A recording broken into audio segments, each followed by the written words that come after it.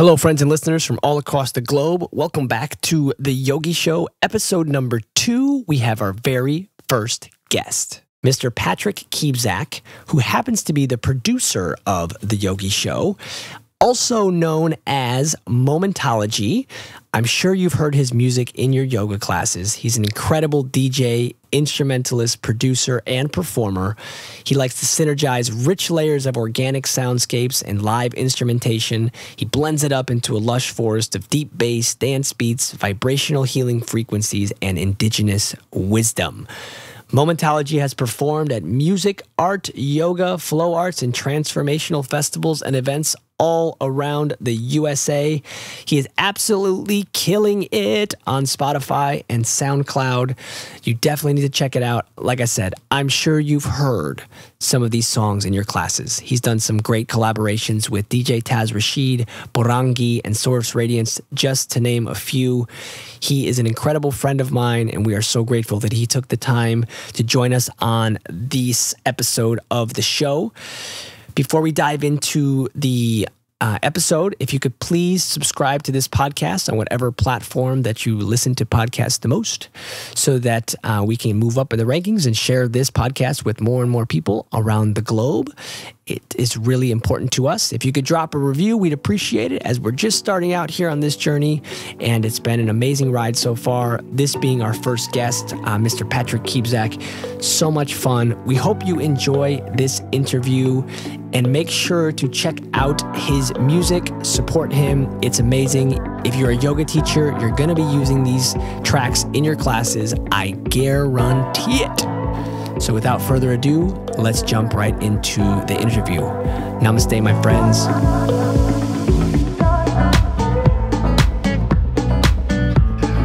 What's up, yoga family? Thank you so much for being here on the show. We are so grateful to have Mr. Momentology on the show today, recording with me and Yogi Brian.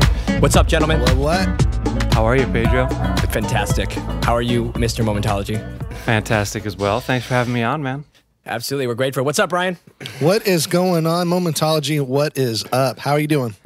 Good, man. Good. It's like a nice afternoon here in Florida. I'm inside because it's like 96 degrees outside right now, and I'd rather be in here talking with you guys anyway. Dude, it is smoking outside. I know. Pedro knows because we both live in Florida. That's so right. You guys live in Florida. I live in Phoenix. It is hot as shit here too. It's just different. You know, we get that humidity. Brian, like, what is the average temperature in like Phoenix right now? Like at like 3 o'clock? Probably around 110 degrees. Oh my God. But it's like dry, right? It's dry.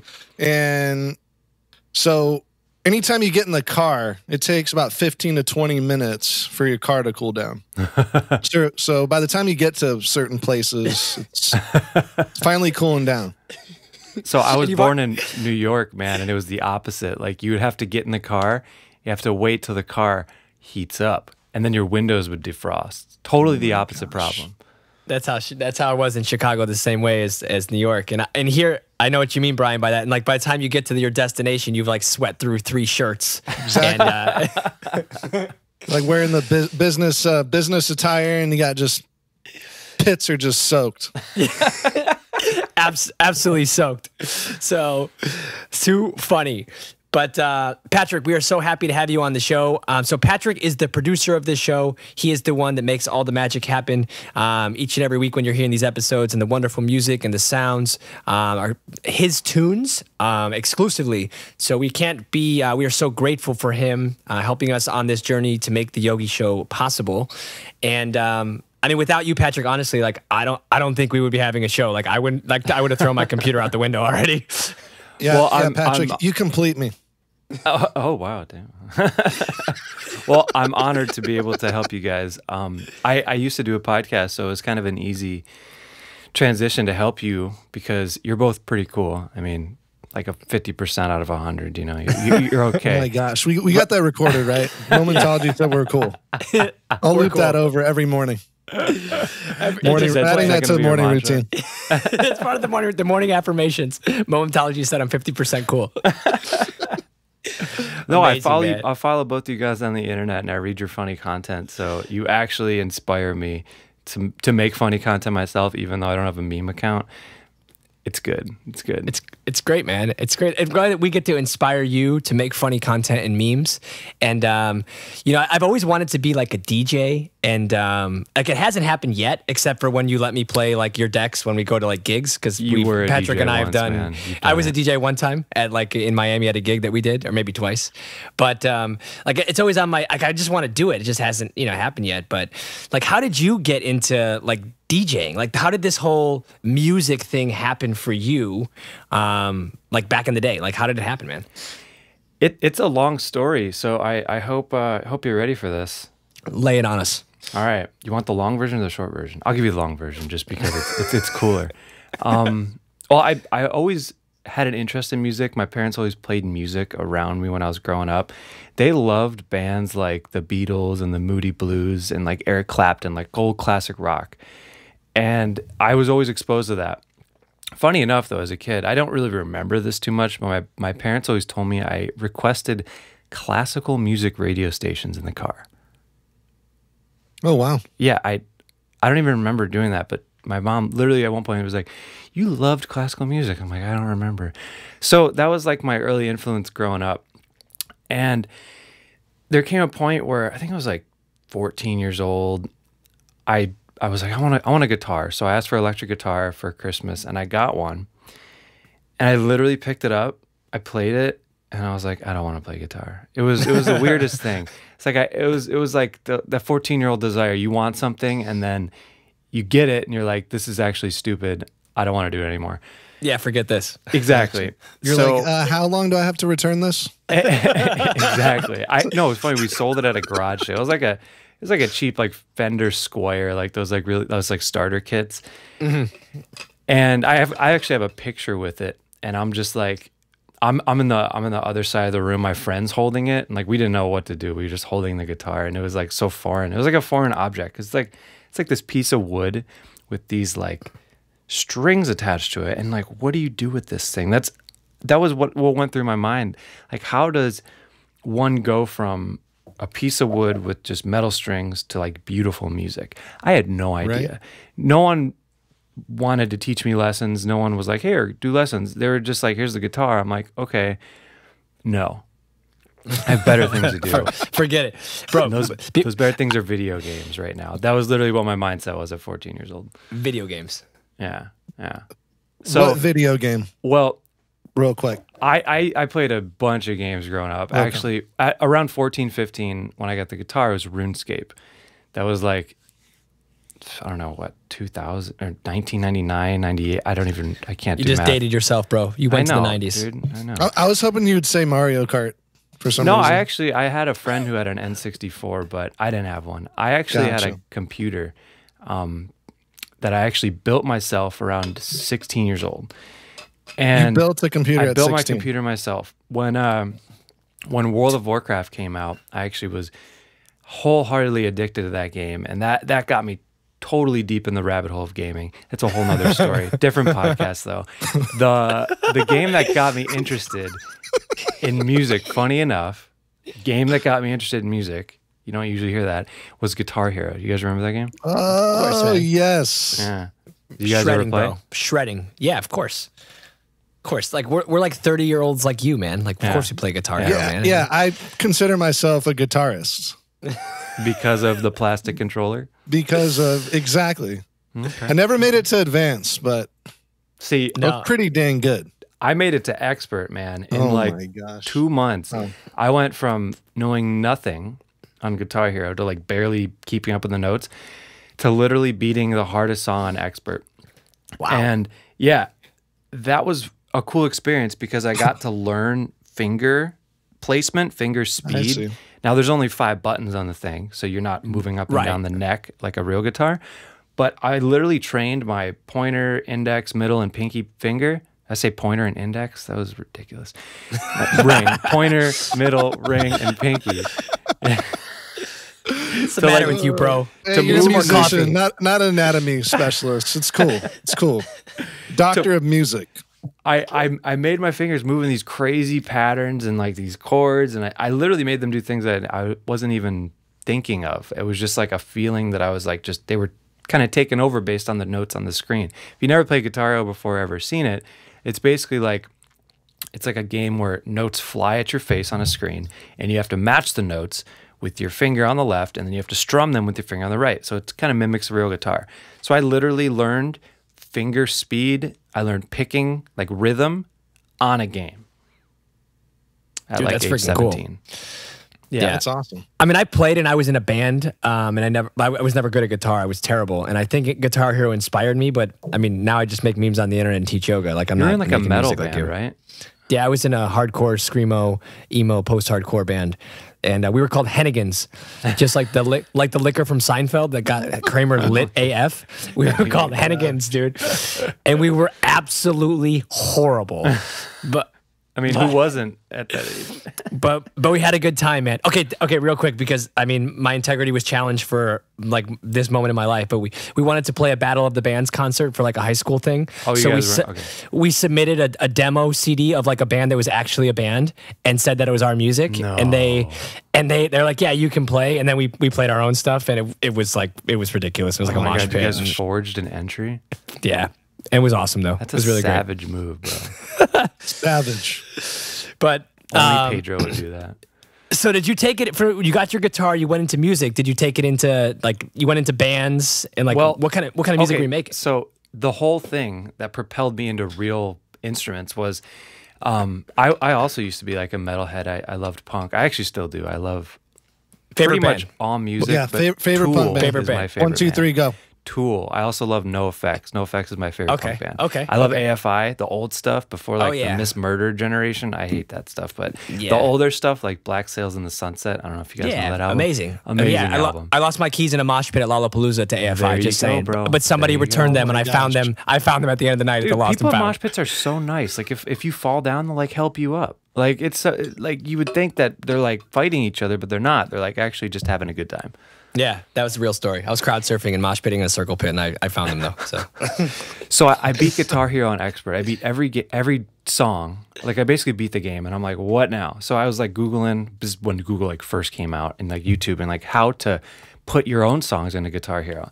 And I was like, I really wanted to play Tool. I was like, I want to play the song Lateralis and Parabola, like these really classic Tool songs. And I quickly realized it was going to take a long time to figure out how to mod my Xbox. My Xbox, the first ever one, like a 360, I think, right? Or get the game on my computer. I got to find like a USB port to plug the guitar in, then I got to like illegally download the game. It was like a whole finagling task. So I'm like, you know what? My brother at the time, he was like, dude, why don't you just put all this energy into real guitar, man? You'd be so much better at life. You know, he was always kind of getting in my case. And he's like slowly encouraging me, like, do something real. Like, don't just sit here and play video games. Like, video games are my life. You know, I was like totally obsessed with them. He's like, bro, get out of the basement. And Basements something don't real exist in in your life. Florida, Brian. Okay. So it was my room on the other side of the house. But good try.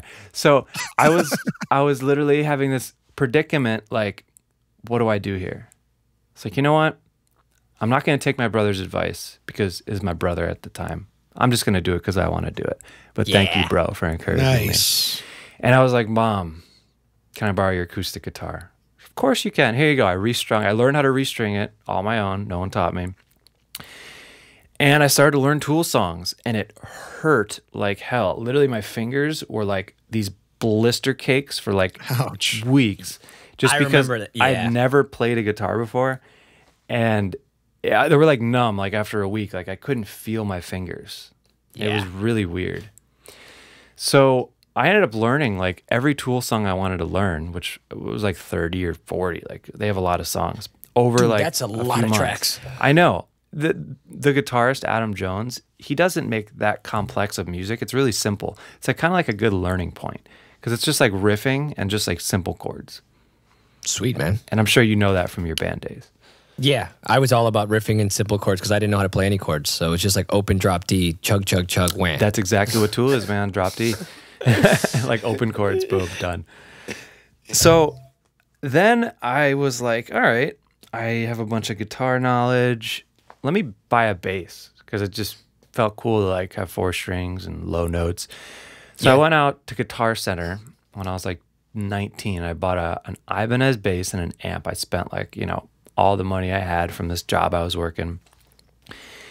And I just started playing the bass. I'm like, this is fun. It's different than the guitar. And at the time, I was in school for education. So I was getting my associates and then later my bachelor's to become a teacher in elementary education. Funny enough. You were a teacher? Yeah. Okay, we're gonna have to get into that. Keep talking. Yeah, we can. So I was in my first year of college when all this happened, and I was in a really great education class with Dr. Blackley, rest his soul. He was an amazing teacher. He was like 75, and he was like the funniest guy to be around as a teacher. And I met in that class. Did he have a beard? Two guys. He did. I think. Okay. He did. I'm picturing him in my white head. hair. He was kind of bald on the top too. I met these two guys in the class after we did like our introductions. I was like, I'm into music. They're like, we're into music. And it was like, okay, we got a couple music bros now. I'm like, we were all around the same age. Nice. So John was one of the guys I met. He was a guitar player in a metal band. Funny enough, where did we all come? Why did we all come from metal? It was weird. It was like metal. That was like the basis of our like musical backgrounds. And then the other guy, Jason, was a singer, and he kind of like reggae and like fun, upbeat stuff. He was like kind of like hip hop artist too. We connected and we formed a band, and we recorded some songs. It never really worked out, but me and the guitarist John went to another band. We're like, all right, let's try to make it happen with this one. That didn't work out, so we're like, all right, let's go to this other band, and we tried nothing. So literally this was like, I just sped up like 4 or 5 years. So we decided, just me and John, after all these failed attempts, we learned a lot, but it was a failed band, to make our own music, just me and him. So I was playing bass, he was playing guitar. Like, we can't just sit up here and play bass and guitar for an hour. People are going to get bored. So I'm like, what if we layered some beats, And I was like, instead of getting like the little drum machine, I'm going to get Ableton, because I heard it was a good music production. You could also play live with it. So I got Ableton on my netbook, like super, super, super new technology at the time, but also it was a piece of shit. It like couldn't run more than a few tracks. Like, it was so bad, but it did exactly what I needed to do, was basically just record the guitar and bass. So we ended up making all this like dubstep, metal, funk, electronic, like progressive house. It was like this weird blend of music that we made, like jam band too, because we'd like jam over our music, and we would literally like play over our songs live. So it was as if we played like our track and then we just jammed over it, and that was our shows for like an hour. We'd play like a mix of all this music, and it literally went from like metal to like a Daft Punk cover, and then it went to like funk, and then it went to like house. Like we played the gambit. We're like, we don't want to be pigeonholed into one genre. Right. I want to be at that concert, bro. It was fun, man. I had a good time. That band was called Acrodomaus. Acrodomaus? Yeah, Acrodomaus. Do you have any music of it that we could like hear? Yeah. Okay, so we're gonna, you got to send it to me. We're gonna link that in the show notes. It's still online. If you Google Acrodomaus, just how it sounds, you'll find it. Okay. And where did you tour? Did you actually go and do shows?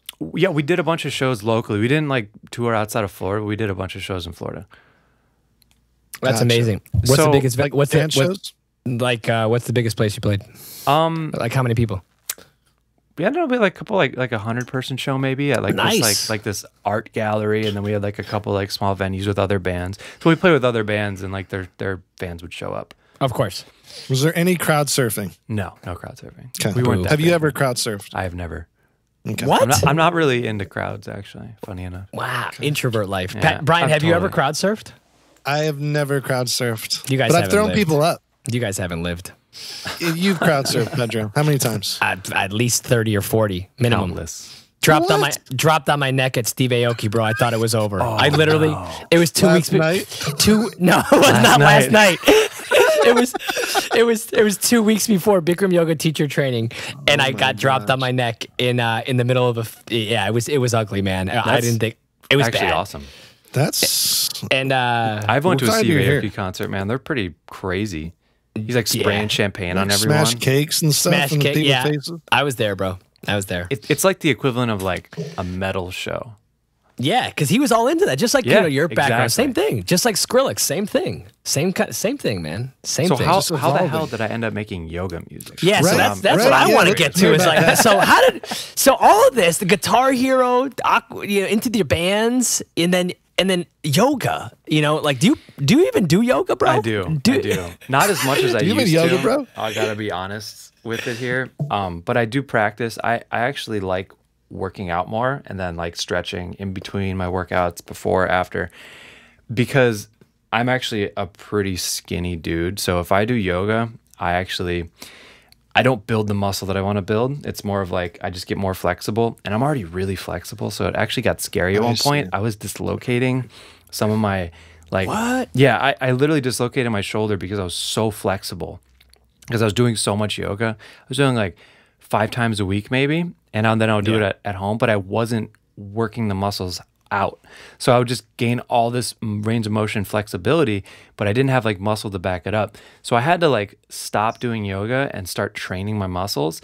And then once that happened, it was like, okay, now I can pair the flexibility with more of a muscle base so that I wasn't injuring myself. It's a weird thing that I had to go through. Whoa, that is interesting. I have never heard of something. Brian, have you heard of something like that before? I have. And that's awesome that you're super mindful about that. I mean, just you saying that, you are a yogi because you're so mindful with how your body works. Awareness, man. Which is awesome too if you're new to yoga or haven't tried a yoga program. You can be too flexible. If you're not flexible, you're perfect to do yoga because you have so much room to grow. Yeah, so I'm with you. Great insights on that, Patrick, for sure. It was scary, man. I remember I also, I used to be I still am, I guess, but I used to too, a fire spinner. So I would like spin basically these big Kevlar wicks on fire around my head and stuff. And I remember it happened. No big deal. Yeah, no NBD. NBD. I don't like crowds though. You just told the best story. I mean, I can't top that. We can't top how cool you are, man. Well, that was where I had a problem because they were so heavy that I would I literally remember dislocating my shoulder twice and then popping it back into place in the same moment. What? It was crazy. That's literally why I was like, I gotta stop doing yoga. I gotta start working out because of that experience. Jeez, yeah. I freaked myself out because I was like, oh my God, I am gonna get hurt doing this because I was too flexible. But it looked cool. Like I was like moving it in really crazy ways. People like you're so flexible. I'm like, yeah, I know. I know. I won at yoga. I accomplished everything I need to with my body. Wow. So you strengthened up, and then so you got back to practicing a little bit, stretching between now. Sweet. So how did we get to the yoga music? Oh yeah, the yoga music. Right. How did this happen? So right around the time where I got into yoga was like the Acrodomaus phase when I was in that band. And the guitar player too, he meditates every day. He's really into mindfulness, loves metal, funny enough. And he, at the time, had to move. He had to go away. And I was like, shit. I just put like 2.5, 3 years of my life into this project. I can't do it alone. Like Acrodomaus is 2 people. Right. It's not one person. So I was like, what do I do? So I decided to stop doing music for like a year. A whole year. I took like a hiatus. Man. What did you do? Did you lift? Did you go No, funny enough, bro, I went on this like kind of solo spiritual journey. Like at the time, my girlfriend and I broke up. I was in between jobs, actually seasons. I was a teacher, so I was actually, and it was my summertime. And I was like, all this stuff happened at once, like where everything just like fell away. And I'm like, you know what? I'm just gonna go travel by myself. And so I left. Nice. I left everything. I went kind of all over the country, but I ended up in Colorado for like 2.5 months. That was fun. Just basically couch surfing. Totally different person I was back then. Totally not grounded. Wow, I felt like really soul searching, right? Yeah, soul searching. It was like my own personal like journey, you know. Yeah, I've done the same kind of thing before. I know that what that's like, man, and it's a wonderful thing to come back to and then get grounded in and then go from there. So exactly. So I went around and I came back to Florida, and I was like, why am I even in Florida? Because this place I don't like this state. It's like so hot and sweaty, and like what I experienced in Colorado was like the exact opposite of like what I felt in Florida, you know? So I'm like, I think I'm going to move somewhere, right? Was it winter or summer in Colorado? It was like late summer. It was so beautiful. Okay. Oh my So God. it's super nice. It was like the best. Sign like, me up. Like it smelled good. It was like so good. It like smelled good, you know? It's like that. It smelled like fresh, you know? I was like, it was like what like laundry detergent tries to be. I just made that up, right? Nature's laundry detergent. That's a tagline slogan for the future. We're gonna put that in the show notes, and you need to patent that immediately. I'm gonna use that at the end of the class. Colorado. Savasana. What laundry detergent and weed smokers want. All right, so I came back to Florida, and I was just like kind of directionless because I didn't actually go back to teaching in the season. I was like, what do I do? So I just kind of asked the question, and I just waited for an answer, and it was like weeks and then like a month. And I was like really just, I wasn't confused, but I also wasn't clear. I was just asking, what does God want me to do? You know? And right around this time, a really good friend of mine, he was like, hey, I got this really cool thing in South Florida that I've been doing. It's called the gratitude training. And I'm like, the gratitude training. I'm like, what is Gratitude that? training. So I already love it. long story short, I end up in South Florida on my friend's couch doing this training. The training ends up going from a weekend to another weekend. And then I ended up doing it for like 3 months. It literally felt like, have you guys ever seen the show Portlandia? Yes. You know that episode where they go to that Hilarious show. farm with the chickens? Yes. That's how I felt. I felt like I showed up at the farm and then somehow I stayed there for like 3.5 months. And I was like, wait, what? And I'm still here. Like I'm that's still rabbit hole. here. You went down the rabbit hole, you're saying. yeah, exactly. If you haven't seen that episode, it's hilarious. Like just that episode of Portlandia specifically. So I like kind of woke up from this like, I got totally like enveloped in this community, and it was a great community, totally great experience. It allowed me to like see where my limitations were. It's kind of like a landmark training. It's like so did you actually go to a place and do this training? It was almost like a seminar. It was like a Tony Robbins seminar, but like a little more personal. Like there's and groups. it's just gratitude. Yeah. No, it's much more than gratitude. It's like gotcha. owning your shit basically. And But it's called gratitude. That's what it's called. thing's called. It's based on like a landmark or like a landmark forum.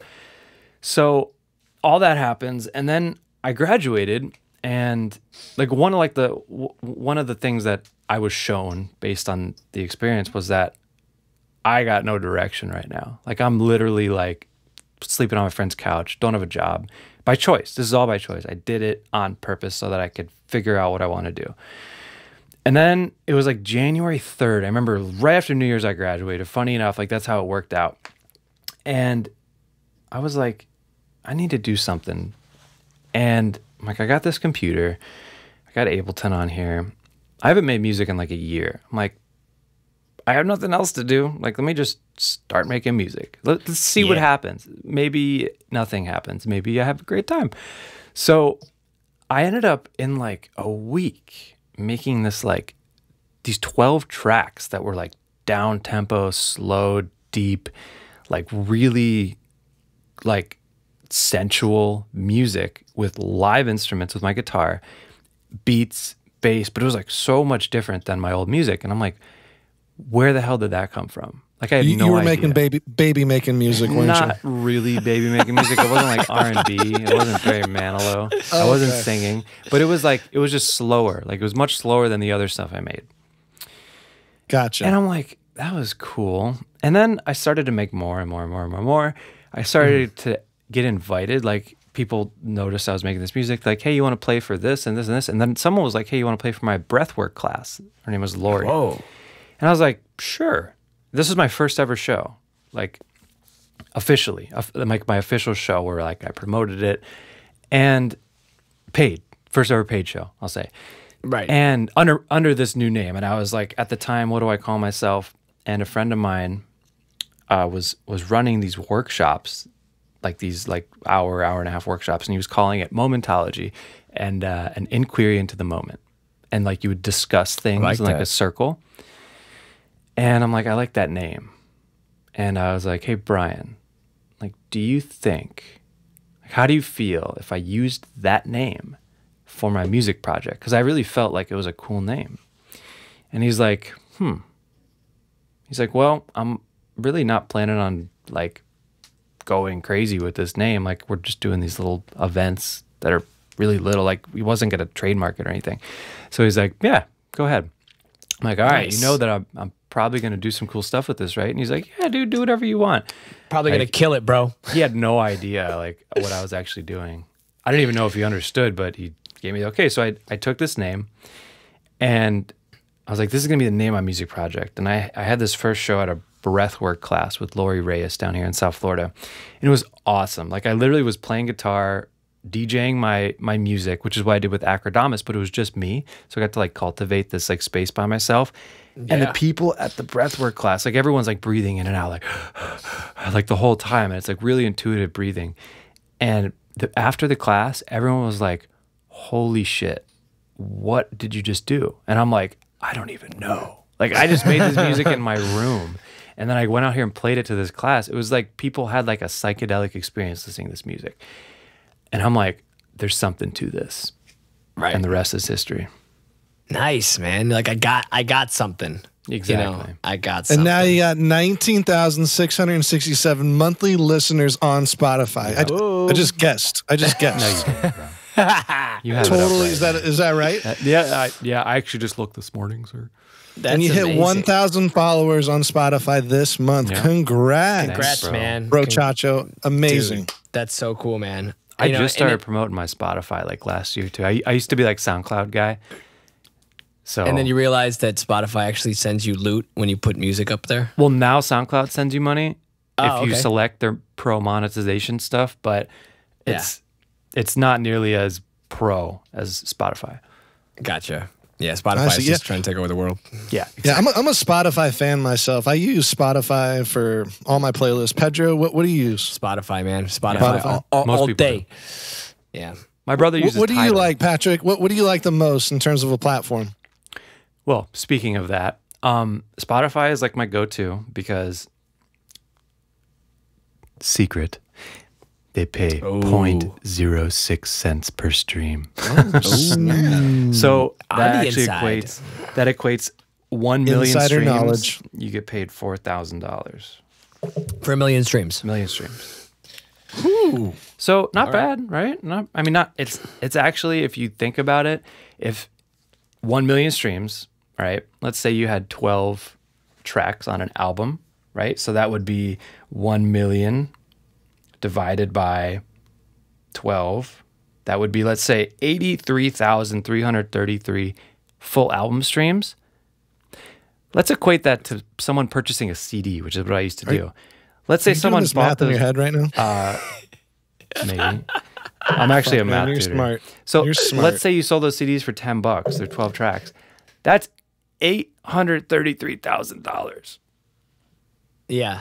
So the Cha-ching. streaming industry totally changed the way that people have to look at music, because instead of selling those 83,000 albums and getting 1 million plays and then making $833,000 off those CDs, which is what used to happen, people aren't buying that shit anymore. Now they're just streaming it, which you only get paid $1,000 for the same thing that would have paid all that money. Now, I'm not saying that literally that would have been the exact calculation. I just made those numbers up.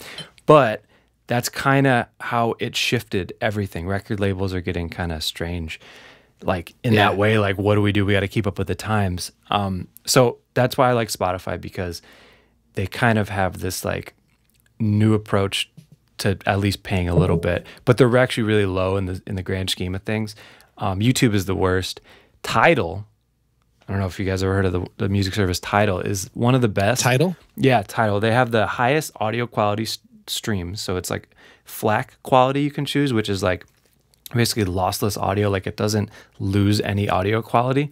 So basically it comes out of my computer and goes straight into that app, and that's how it appears. Like, there's no codecs. And the way Spotify works is they run their audio through all these codecs, and the codecs actually degrade the audio quality to match all the other audio on there, so that when you listen to one song on a playlist and another, they're around the same volume and they're around the same I see. equalization levels in a way. So like one song isn't loud and one song isn't soft. Tidal's like you're going to get the album the way that it was made, which is cool. The raw I album. see. Yeah. Exactly. It's a little more money a month. It's like $26 a month. It's actually Jay-Z. Jay-Z made it. It's his personal thing. Yeah. Sweet. So he's like, Holla.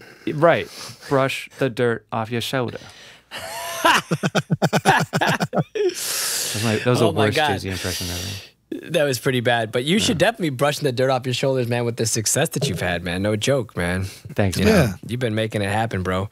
But let me, I want to know, and I think our listeners want to know, it's like, okay, so you're making these tracks, you do a little bit of yoga, you're into mindfulness. So what are you thinking about when you're making a track specifically for like yoga or a meditative track? Like, is there a process to it? Can you walk us through how you would make that happen? So, I mean, you said the word thinking. What are you thinking? That's probably the worst thing to do when you're making music is think, because the mind actually gets in the way of the music. It's almost like the music is its own entity and it kind of wants to come out into this world, right? So if you try to think about making music, it actually hinders the music from actually expressing itself. So you feel it. Yeah. It's almost like there's a song to be sung. What's the song? And then I love that. Remove the mind, and then the music just kind of comes love through. that. Yeah. You know, I think about that with regards to creativity, like making memes on the internet. Yeah. If I think about it, nothing happens. Like literally nothing's gonna happen. Yeah. You know. But if Yeah. you just allow the creativity to come out, it just happens. Well, that's you like know? the flow state. So true. It's where everything is Flow created state, from, man. essentially. Yeah.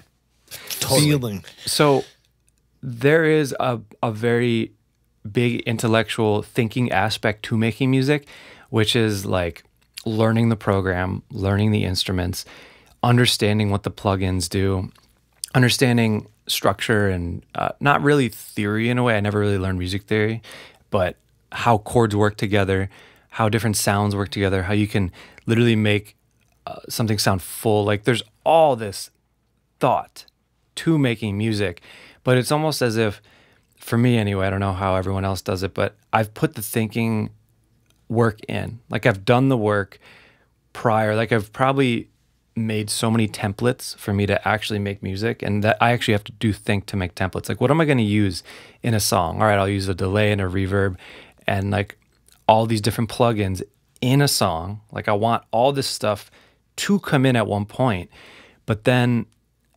once it's all made, like the template's there, I got all my plugins set, then it's just like a canvas. It's like a really dope canvas that I can say, okay, now I'm not going to think. Now I'm going to actually just let the music come out. Amazing. Yeah. You painted that picture so well. I have that in my head. Yeah, It's like I awesome. can literally see like how that would unfold, man. Seriously. So That's then amazing. what happens is like when this music comes out, it's usually in like a big jumble of sounds and riffs and chords. And this is what I compare it to. I've compared it to this a couple of times. I don't remember where I heard this. This isn't original, but this is literally how it feels. It's like a stone sculptor. He starts with a big giant piece of stone, right? And then once he decides what he wants to make, so that would be like throwing everything in there, getting everything in the mix. It's a big piece of stone. Let's say you want to make a statue of a man. Let's say you want to make Julius Caesar out of stone, right? You got to sit there. You got to, all right, I'm going to carve out the head. I'm going to carve out the chest. I'm going to carve out the abdomen, the legs, and you carve everything out. And then it's like kind of rough, like it's in the shape of a man now. And then you have to say, all right, now I want to actually give detail. I want to make eyes. I want to make his abs. Like I want to carve each individual ab. I want to make his bicep look like a bicep. That's literally how music is to me. It's like you have to take all the information that was just poured through, and then you got to like remove stuff. So you're like taking things out more than you're putting things in usually. So like you start with this big block and you're like removing all the junk. You're moving all the excess stone to get to the abs. All the junk in the trunk. Yeah. You're taking the fat out to make the abs shine through. I like that. You know, it's funny. Before you started painting the picture about like carving the stone out, I was thinking about like abs. Like the guy's got to have abs, and then he started talking about abs. Yeah, that's what you think about when you think of like a statue of a guy. You think of abs.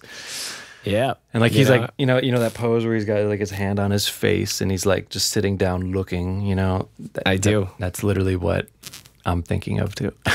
Is that what you're thinking about when the track comes to fruition and it's like produced? It's no, like, just when I'm explaining Julius, this description. I'm Julius. I need to give this song some abs.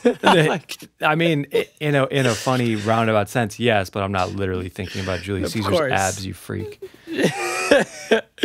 Of course. If you did, that'd be a sweet song, though. Yeah. Just saying. Can you make us can you make a track called Julius Caesar, please? I can, but I'm probably not gonna. Might be your million downloads right there. Yeah, there you go, man. I never know. So maybe another music project, because I have this not released yet. I got to give a shout out to DJ Taz Rashid. He and I have totally melded in this music making process. It doesn't always work this way. Like sometimes you make music with someone, it's not really that easy, but it's so easy with this guy. We made a really successful album called Back to Life, and we actually one of my faves people album. Love it. And we have this like desire to make dance music. We always have, but like the music for yoga is what's most like drawing for people. So we're like, let's make that music. So we actually decided to make all this dance music, and we have all this dance music just like sitting on our hard drives. We're gonna slowly release it over the next like year or so. Amazing. Yeah, it's basically this like totally alter personality from Momentology and DJ Taz. It's like the exact opposite of what you'd expect from us. So maybe we'll make a track under that name called Julius Caesar. Yes. Oh my gosh. It's happening. It's happening, man. DJ Taz Rashid, it's happening, man. And I wanted to talk about that collab. So, I mean, with DJ Taz, I mean, I love the Back to Life album so much. I know, Brian, I know you're a huge fan of Back to Life.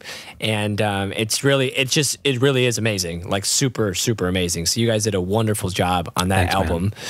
Man. And, you know, when you guys started collabing and making music together and whatnot, like how did the...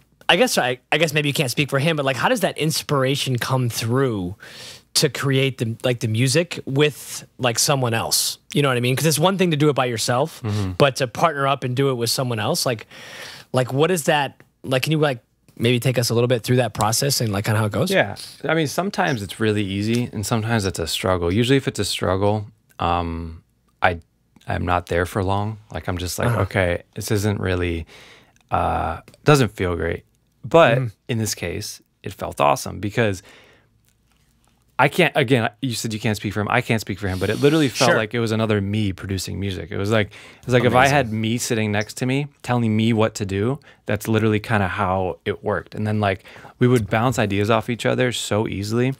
The way that we play guitar is almost very similar. And like I kind of, I've been learning the piano, and he's like a pro piano player. So like he's literally like, he does a lot of the piano on our tracks. So I'm like, wow, that's literally how I would play the piano if I was as good as him. Wow. And the way that I mix the songs and the way that I blend things, and I've been mastering our songs too. The way that I do that, from what I've been told, is like he would love to learn all that, and he would love to do that in our songs, but he just doesn't have the time to like invest in that. Similarly to how I didn't have the time to invest in piano, I was learning how to mix and master songs. Like I was learning the sound design, like the nerdy stuff, like the really nitty gritty, like to make the song sound like full and not crowded, like the Julius Caesar, you know? So the way that it worked with us two initially was we used this program called Splice, right? So Splice is, it's free to use, but it also has some paid subscriptions. And it allows us to use Ableton Live, which is what we both produce on. That's the program. It says like a Logic or Fruity Loops. There's a GarageBand. There's a bunch of programs that do it, but Ableton, I think is the best. But other people like other programs. But we both loved Ableton Live, so we're like, let's use this. And Splice, what it allows us to do is upload the projects to the Splice cloud, and then whoever makes a change, let's say I have the song and I change the drums, it'll save it on my computer as it should, and then it'll save it on Splice, and literally it'll download it to his computer with a click of a button, and then he'll open it like he's looking at it on my computer. Wow. So That's it amazing. literally That's works some amazing software. seamlessly. I know, and it's free. That part of it is free, which is just ridiculous. That's free. So you can make music together and not even be in the same place. Exactly, and that's why it was so easy, because like I would create like a beat, like a foundation structure, send it to him, and he would just do all of his stuff, and then it would just upload automatically. You just have to hit a button. I would download his changes, and then I'd mix all of his stuff in, send it back to him. He would add more stuff, and then it was like the song is done. Literally like two or three runs from both of us, the song is done, and then we print it. That's amazing. Like that's like the technology, and then synchronicities of like the universe, like pairing you guys together. Yeah. And when it when you're in that flow state and it's working that easily without force, it's like this is meant to be. Exactly. You don't have to force. You know what I mean? That's where real organic creation and magic happens. Amazing stuff happens in that flow state. I got to give a shout out to Srikala, aka Srikology. That was his prior musical moniker. Do you guys know who Srikala is? Street Kala? Sri, Srikala, Srikala. He makes this like awesome, it's like a mix of like electronic and like reggae, dub, hip hop. It's awesome music. He's a singer, he's a songwriter, he produces, he's amazing. Yeah, I know some of it just from the collab he did with Taz. Yeah, with Taz, right. They made that really good album. Brian, it's probably on some of your playlists, bro, for sure. I'm gonna look at it for sure. Native Spirit is their like hit from that album. It's a great song. You would know it, Brian, for sure. I bet money on it. It's almost like 1 million listens right now. It's like it's got so much recognition. So yeah, it's awesome. The whole reason I bring him up is because we were on a call one time and he's like, I think you and Taz would like working with each other. He's like, I think you guys would like each other as people. I think you would vibe. And I'm like, okay. He's like, let me get you guys connected. And that was just like divine intervention from him. Like he was just like, oh, he kind of reminds me of Taz, his style, whatever. So let me just connect these guys. That's like how we got linked up, was through him. Wow. The universe conspires to help you, man. Exactly. It just gets it done. Just makes it happen. Working through Srikala in that case. That's amazing, man. So who are your biggest inspiration when you're making these music nowadays? Like who are the inspirations to to make this kind of music? Who are the inspos for it? For the genre that I'm making right now, well, Taz is, funny enough, I collab with him, but he's actually an inspiration. I believe his music, yeah. I've been loving Soul Rising. You guys know who that is? Yeah. I have. Brandon. Yeah. He makes awesome music, man. I actually Float, love bro. his tunes. That song Float. Yeah, I know that song. He has a song called Missing You. That's my favorite one. Good jam. The Journey's dope. Like, yeah. His music is like a mixture of what I would say like what trap and yoga music combined to make. It's like, I would agree. Yeah. I would agree. And then, if the master yoga teacher and like Diplo created yoga music, like it's what Soul Rising's doing. Like it's like what Soul Rising's doing. Exactly. And then of course DJ Drez, he's been doing this for so long. He's got amazing songs. I always draw inspiration from him because that's like tested, proven, it works. Yes. Like that music is in so many yoga playlists. Like I like that song Sugar Drop 7/7, I think, by him. Yeah. It's like a classic in the yoga community now, And he has all these like bhakti beats like that are really kind of like so good, mantra based almost, but have this like really just edge to them that kind of like sets it apart from other music. I like his music all the time. Well, yeah, I love it, especially when he collabs with Marty, his wife. Just amazing. Brian and I have both seen them live and gone to their experiences. I've seen them live too. Have you gone too? Okay. Yeah. Yeah, at the South Florida New Year's Day thing. I actually did yoga to his set. It was pretty fun. Amazing. Yeah, we've all experienced it. So DJ Drez, if you're listening out there, you're going to be on our show because we're all plugging you right now. Like all three of us are plugging you right now, and we love you. Right? And Soul Rising. On my playlist, it's Momentology, it's DJ Taz Rashid, it's DJ Drez, it's Marty Nico. Yeah.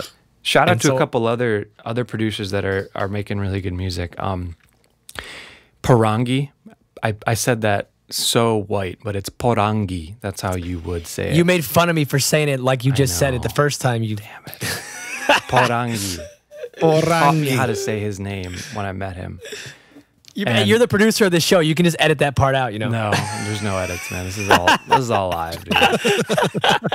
But if I did edit it, this would be the time. So he's funny, making amazing music. He does live music for yoga, but it's more than like when you hear live music. It's like could be a DJ, could be a band. He's like doing something so unique, so incredibly just beyond what I can even imagine doing live. His setup, he literally brings every instrument that he wants to play, which is like a flute, 4 or 5 drums, shakers, tambourines, and then like a bunch of didgeridoos. He brings like this huge copper, like a bowl, like a singing bowl. It's like you could literally stand in it. It's so big. And then like a cajon, a charango, which is like a South American ukulele type instrument. And he has all this gear to loop all of his instruments. So you would have like all these mics around his stage, and there's mics on each instrument, and he has everything. He controls it with an iPad. So he actually would play something, like make a drum beat on his cajon, which is a drum you sit on, loop it, right? Then he would get his another drum and loop that. And then he would get his charango and play a little like a rhythm. And then he would get his shakers and add some shakers. And then he would add his voice because he's an amazing singer. So literally at the end of a song, there would be like between 5 and like 20 different elements that he would add, and he can remove them and bring them back in. So it's as if he's producing tracks live, but he's actually doing it in the moment. It is incredible. So where do we like? Wow. Why isn't he teaching? Or why isn't he like playing around here so I can go to one of these experiences immediately? Yeah. Actually, no, he lives in Sedona, Brian. What? Oh, I'm gonna be up there. Yeah, dude. I'm gonna go up there then. Yeah. What? Yeah, he does shows over there all the time. Check him out. I wonder. You said that was a charango. Charango. Right? Charango. I wonder if it's good chaturanga music. Oh my god, it is, dude. Oh my gosh. Oh my gosh. I'm just thinking about chimichangas right now, to be honest, right? Pedro. You and chimichangas, you and rolled tacos, man. Oh, that does it ever stop? When you have yoga at 12 and tacos at 2. That meme is amazing, by the way. And that meme is incredible, for the record. Oh my gosh. Well, I know when. So, go ahead, Brian. I just want to say one thing, that Momentology and myself, we have been doing this thing where we've been doing a lot of memes of you, Pedro. I'm aware. We send them to you, but it's a whole new, different level. Is there memes that are unseen by me? Yes. I'm sure there are. Yes. I'm sure. Yeah. We've only kept them between Brian and I because they're almost so vulgar that we're like, we can't. You guys are terrible. We can't. We can't send them. You guys are not non-yogic humans. Listen, yoga doesn't have to mean staying totally non-funny, bro. You know that. Oh, don't worry. We know it better than anybody. I know. I'm on the path to enlightenment. I'm not there yet. Is anybody though? Really? I'm on the way, man. True. I'm on the way. Wow. I mean, I think enlightenment can be a state of mind, but at the same time, are we ever like there? Because if you're searching for it, it means you're not there, right? Right. Yes. No, it's so true. I've been thinking about that question actually on enlightenment. And let's go deep down the road. I was just going to say, bro, we're going down. Here we go. I have been questioning, just because you talked about purpose. What's your purpose in life, and what's missions, and like where are you inspired, right? I watched a YouTube video of how to find your purpose, and it gave me so much clarity. And it was a 5-minute YouTube video. Can we? Which we'll link that too. Okay, yeah, we need that. Who's it by? But I was thinking about enlightenment in terms of like, I want to strive for enlightenment, and I remember going to a Dharma talk, and the Dharma talk was on doubt, and a lot of people doubt enlightenment. Oh, it's not it'll never happen, or this or that. They doubt it, and just like anything that you do in life, sometimes you have that doubt, so you never start. And the guy that was leading the Dharma talk said, what happens if you gave up the doubt and you strive for enlightenment?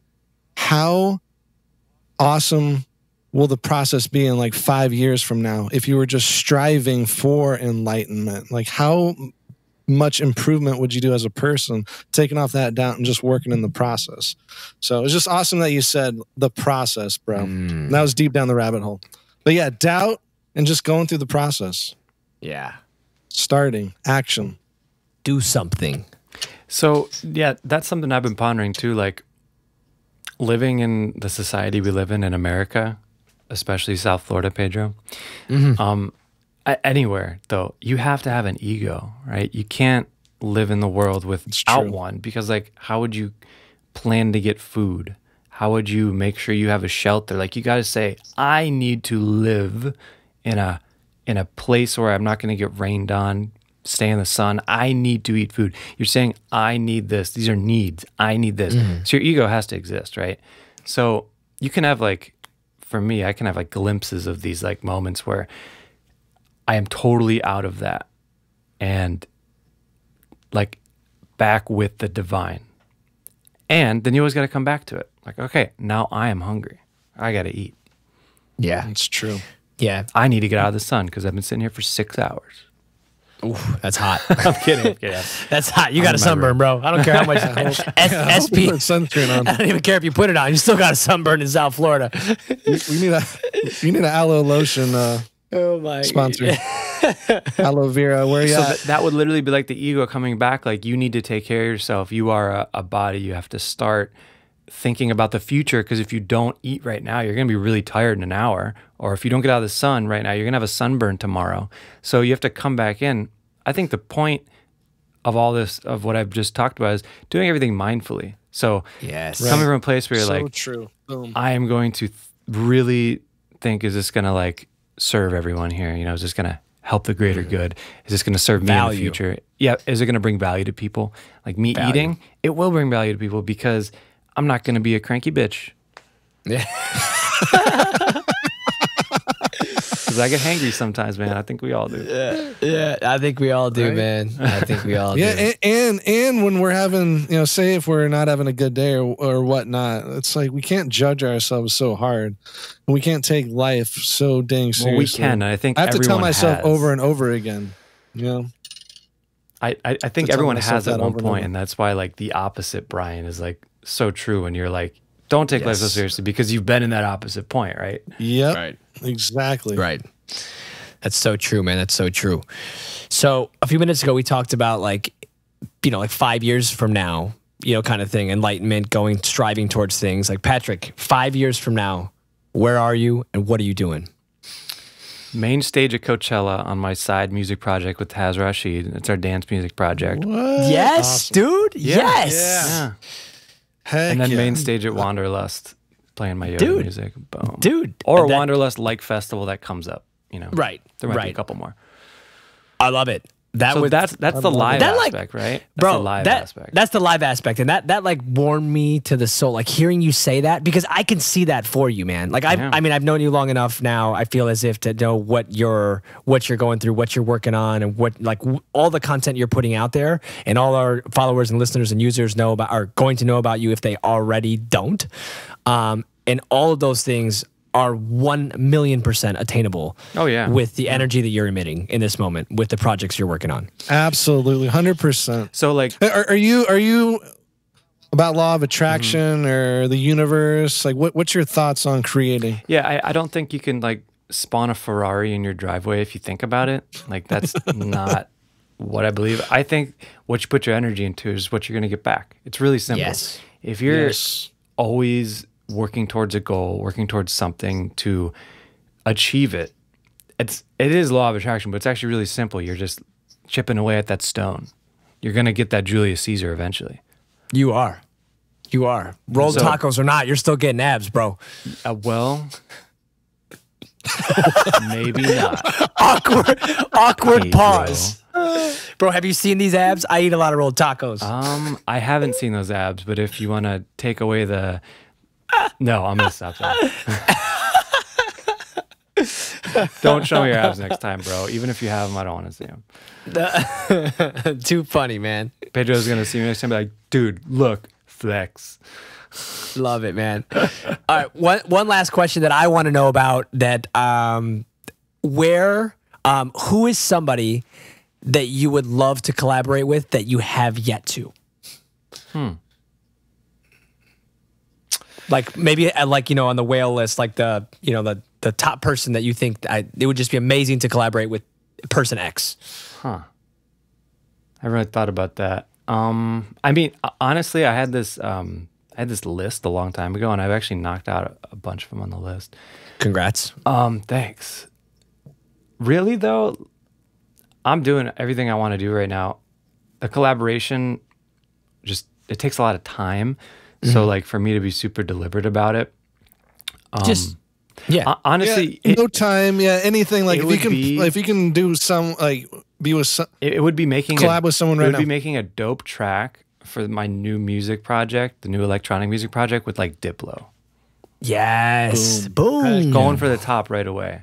Why not? It can be anybody you want. There you go. It can be anybody you want. Because there's like a level cap to like the yoga music scene. Like you can only get so far in there. Like I'm with you. There's no like. That's why you're doing the dance project scene too. That's why exactly. Because tasting things. The cap on the dance music project thing is like so much more main scale. Man. I mean, it's not limitless. There is a limit. Like my mom doesn't listen to like electronic music, but there's so much youth in this world that do. So exactly, not everyone's gonna listen to the new Momentology and Taz album when it comes out because they're like, this might be slow and little more mindful than I like, you know. But if it's good dance music, everyone likes it. Love it. What's your mom listening to right now? Probably the Moody Blues. The Moody Blues. Nights in White Satin is her favorite. She's got the classical music on for you still, bro. No, dude. No. She's waiting for you to come back. Man. So you guys asked me about my goal earlier about like 5-year thing. So that was like my live aspect. I didn't touch on. Give me the producer aspect. Yeah, the producer aspect is coming to a place where the music that I'm creating in both the electronic, which again hasn't been released yet, it's still TBD, and the Momentology music project they're both at a place where I'm gonna say the Momentology Spotify page has like 500K monthly listeners. Boom. And the electric one, I'm not even gonna put a limit on that shit. Nah. Millions. Yeah. Millions. Yeah. Trillions? Trillions. I don't even think anyone has trillions, but I'll do it. I don't think so. You'll be the first. I was just looking at who has like monthly followers, and I was trying to figure out who had the most. It's like Ariana Grande or something, right? It was something like that. And like Bieber had like 40 million a month, you know, like just like crazy stuff, you know? Well, if you think about that, if each 40 million person, or each one of the 40 million people plays one song, which chances are, if you like Justin Bieber, you're not going to play one song, right? Play way more than that. Spotify's got that 0.006 cents thing. That's 240 grand in a month. Yeah. Just on Spotify. That's only one song per person. So if everyone plays 2 songs, that's $500,000, bro. Yeah, double it. Bangers. But then there's record label fees. See, that's why I've never actually released with a record label. You don't have a record label fee, bro. Well, that's Justin the best part. Bieber does, bro. He's on he does, but you don't. Might own the you record don't. labels, man. That's what I'm saying. Yeah. But you don't have to worry about that. No. Momentology I've never released any of my original stuff on a record label. I've always done it like grassroots style. So a couple remixes I've done are, like I have a couple of remixes on Desert Tracks. Awesome record label that the Desert Dwellers kind of created with a bunch of other artists that are just amazing. And then I actually got a remix coming out on Jumpsuit Records, which is the Polish Ambassador's label. Do you guys know the Polish Ambassador? I do. So he's got a label called Jumpsuit Records, and I actually have 2 remixes coming out, one on Scott Nice's project and another one on Euquanimus's project. And actually, Taz and I do remixes together too. Though we've done one on each one of those albums, and I did a solo one too. It sounds like you are absolutely killing it, bro. Giving birth, man. I'm not killing anything. It's lit. It's lit. Super lit, man. Scorching like the Florida heat. Florida man. heat. My armpits are sweaty just thinking about. My palms are sweaty. And these weak arms are heavy. Mom's spaghetti. Yeah. So, Patrick, thank you for making and taking the time to connect with us and to share your story, your insight on yoga music and how you make magic happen, because you are helping to change the world, man, raising the vibration with your with the energy that you're emitting through the music, man. No joke. You know, Thanks, definitely. And I know you've made some tunes that have made babies. Dude, my friend Brian, Brian, are you 100%. Brian, are you guys pregnant? This is something that you know about because you're pregnant. We are trying. I'll let you know. Momentology. Vagabonds. If you've made a baby. Vagabonds. No, actually, funny. The other day, a buddy of mine, I'm not going to name him. He might listen to this. He goes up to me. He's like, yo, I banged your music the other day. Oh my God. I was like, what? Oh my God. Like, that's the weirdest thing I've have ever made said. some babies with the music. I don't think he actually made a child. But this is all right. Jeez, Louise. If you're listening and you've made a child to Momentology's music, send us a message. Hold on. That'll be an episode. A friend of mine just sent me a Facebook message about 2 weeks ago and said that in the delivery room to their baby, to their child, he played my music. That is amazing. So I think his baby was born to amazing. Momentology music. And I'm like, wait, what? Are you serious? Like, first of all, do you even play music during labor? Like, and then why'd you pick mine? He's like, because it's really soothing. I'm like, dude, yep, that's awesome. Because it's amazing. My son was born with Above and Beyond. Like, was it on your phone or did you bring a YouTube or a Bluetooth speaker? A Bluetooth speaker.